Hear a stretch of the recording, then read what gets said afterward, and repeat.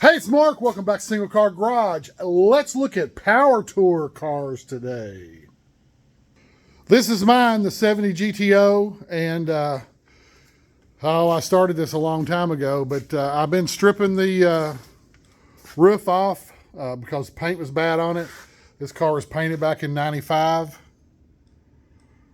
So what I've got to do to it is fix a few dents in the roof, seal it, prime it, and that's probably how it's going on the Power Tour. The big thing I need to work on is I've got an exhaust leak, and I'm actually looking for some 6X heads that I've been wanting to buy and put on it, and the other set of heads I gave to my daughter. These are the older heads. They do not have bolts at the front of the head. There's only, I think, 4 bolts that hold the exhaust manifold on, if I'm not mistaken. But they don't have rear and front to hold the exhaust manifolds on, and they leak there. And I had these machined, and they made it a long time, but I want to fix it the right way. If I can't, then possibly I'll fix these exhaust manifolds, and they'll definitely make it for the trip. But that's where we're at on this car. That's all. Transmission, rear end, motor, all that is in excellent shape. Front end's brand new. I got to put a new set of wheels on it and get this roof fixed and get those leaks fixed, and I'm ready to go on this. I'm not driving a show queen on this Power Tour. When we get back from the Power Tour, this car will get painted. But 70 GTO 400, all original, nice car. It definitely needs some body work now. Like I said, it was done in '95, and I didn't weld stuff in back then, so the quarter panels had a little bit of rust. I'd like to go back and either replace part of the quarter panel or metal it in and fix it that way. But that comes to a different time. So this car should be ready to go. Now on the 64, I got it sealed yesterday and found a couple of places that I want to go back and work on. But overall, good. So I need to seal the roof. Haven't got to that yet because I need my masker here to work on this and to mask it off for me. So we got all that done. Now what I'm working on today with the 64, I spray a 2K sealer, and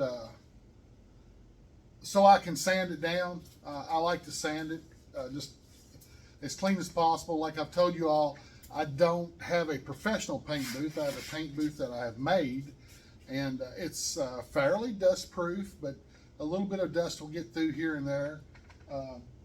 Plus I like to sand it down, and it just, like right here, come over here with me.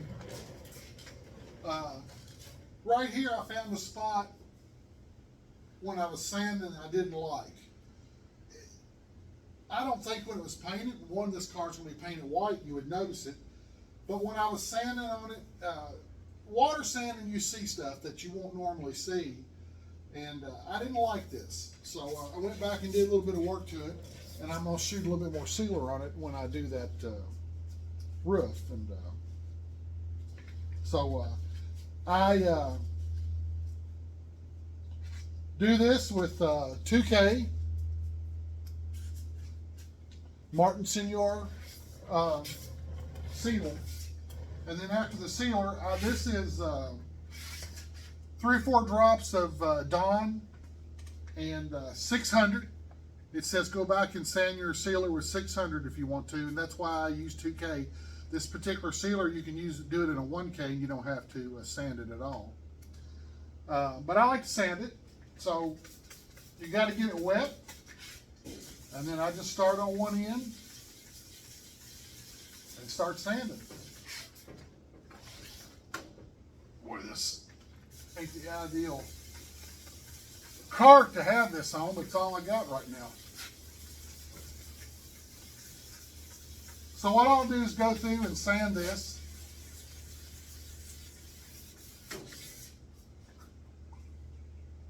One sand. I'll clean it off. I'll take a look at it, see how I look. If I see anything I need to fix or sand more, I'll come back. I want it smooth as a baby's butt. Yes, a newborn baby's butt before it gets that diaper rash. But I'll sand. Try to overlap some.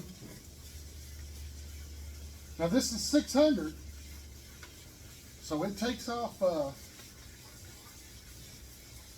layer of primer pretty quick. And that's all this sealer is a primer. And that's why I do 2K, because actually it will cover up most imperfections when you sand it, if you've got decent body work. Now when I get to these ridges and stuff, I use a sponge. Has a little bit more flexibility.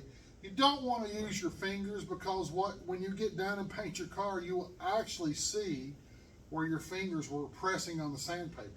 You want to keep it as even as possible. Now a lot of people won't use a sponge. I found that it keeps the fingerprints out and makes it look pretty good.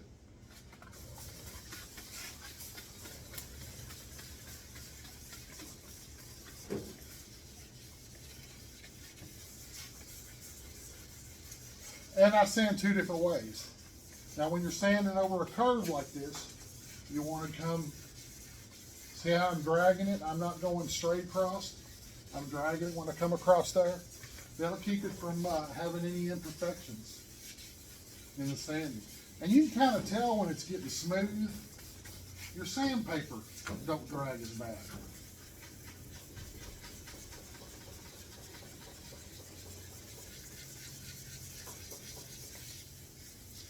So that's where we are on the 64. I've got to get this thing sanded down, and then we'll be ready to lay our color. And then after that, we'll be ready to clear it. So I am, next weekend, I'm taking a trip. My daughter will be up to work on it, and she's actually going to finish all this sanding. I wanted to do two pieces, which I'll show you in a minute, one that I finished. But to show her what to shoot for. But she's going to sand the car off and have it ready to paint. I'm going down to see my new granddaughter down in South Carolina, grandson down in South Carolina, Hud. So his nickname is after the movie that Paul Newman did called Hud. So it's, I'm excited. I seen him his first day, and then a couple of weeks later I'm gonna go down and see him. It's about a 5-hour trip for us.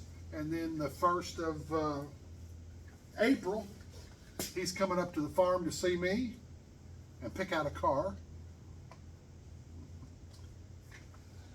But let me tell you a story about Hot Rod Power Tour, since this is all about the Power Tour. That 70 GTO was the first one. 2003 is the first year that we went on the Power Tour. And in 2003, I had this much money. 2 nickels I could rub together, basically. But I had the GTO. So we decided to go. My daughter was 10 years old. And I guess she was 11, actually. Somewhere around in there. 10 or 11 years old. And my youngest daughter, the one that hangs out with cars with me. So we got in the GTO and went. I mean, we packed a little bit of clothes. We didn't know how far we was going to go. We was going to go as far as the money let us. We were staying cheap. We were eating cheap. And we were going to have a good time. So it started out in Nashville. And on the way down, I think that year ended up in Texas. I don't know exactly. But jumped in the GTO. It had just been painted 4 or 5 years prior to that. and still looked good. I hadn't done anything but driving into cruise-ins, and I drove it a couple of times to New York and a couple of different things. So car was running great, having a great time. We went up to Nashville, hung out, first power tour. Kentucky Headhunters were playing. There was all kinds of vendors, man. I mean, I was in hog friggin' heaven. And so we hung out in Nashville, had a good time. I mean, back then we had so many vendors, you could not see them all in one day. Walked around, took about 1,000 pictures of cars. Came back home, since we lived close to Nashville, came back home and stayed that night. Got up the next morning, drove to Memphis. And it was hot. It was one of those 100-degree Memphis days. We're coming into Memphis, and I mean, and back in 2003, it was mostly hot rods. It wasn't a lot of new cars. It was mostly hot rods that people had built. And it wasn't 500-600 cars, unlike today where it's 5,000 cars. And so there's littered. Going down the interstate is littered with hot rods that are overheating. So, we're, hey, looking down at the temperature gauge, everything's looking good. I wasn't really laughing because they were having a problem. We were just, chuckling and feeling bad for them. Stopped to see if anybody needed help, but everybody had everything under control. Most of them were traveling with other people. Got down to the venue, and the line was friggin' 6 miles long, 4 miles long, just stupidly long. And we're cruising around. I'm watching temperature gauge, 220, 230 occasionally, back down to 220. And I didn't have electric fans. I still don't have electric fans. But we got in, headed towards the gate to the main entrance to get in. We got into the area where you turn to go. And all of a sudden, poof, steam. Lost the seam in the radiator. And I turned it off, popped the hood. I knew what had happened, but was it a hose? What was it? Popped it open, could tell it was a seam. I said, crap. Went back to start it, could not start the car. It had basically vapor locked, I think. So we're at there's 100 and some cars behind us. There's 30 or 40 cars in front of us. So I told my daughter, get in the driver's seat and drive it. Let's miss the entrance. We'll go past the entrance, we'll park, and we'll let it cool down and get it started. So there I am behind the old GTO pushing, and there's a little 10, 11-year-old inside the driving. And back then, Speed Vision used to carry the Power Tour, and the best thing about it is, usually you got your Power Tour coverage. Power Tours in June, October-ish, September-ish on Speed Vision. So all of a sudden I see the advertisement, the Power Tour part's going to come up on our Speed Vision. So man, I settle in that Sunday, man. I'm excited just to see what's going on. So they're like, oh, Hot Rod Power Tour 2003, Some guys had a great time, and they showed this guy having a good time. I think he was driving a Chevelle or something.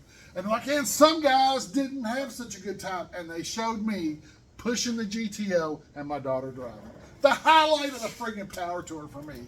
We made it on Speed Vision. So if you can find that 2003 coverage, I had it on tape for years, and I wished I'd have moved it to disc. Lost it. I'm going to make a plea to whoever owns the friggin' Speed Vision tapes to get me that 2003 coverage again. Because, it's just a short 3 seconds they showed me, but it was exciting. And we went on, and, I'm not afraid to keep going.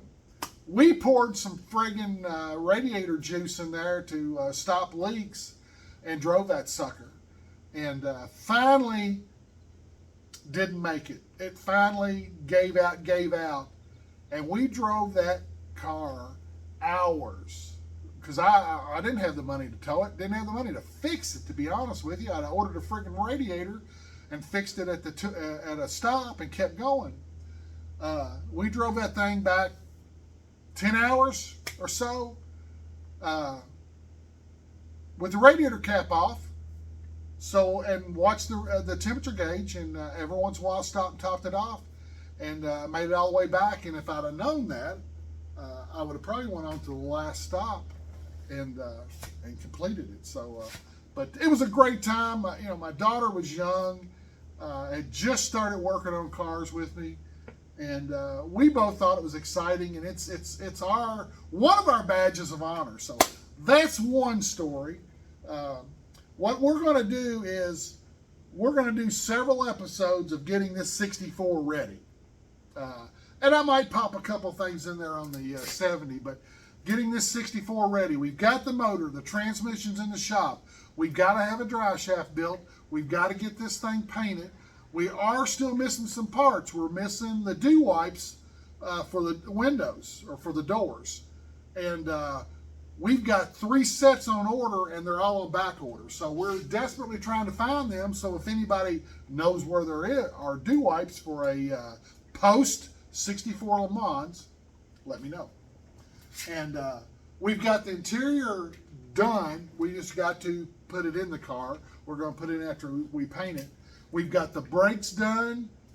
We've got the suspension done. So we got to put the motor in, motor transmission, one day.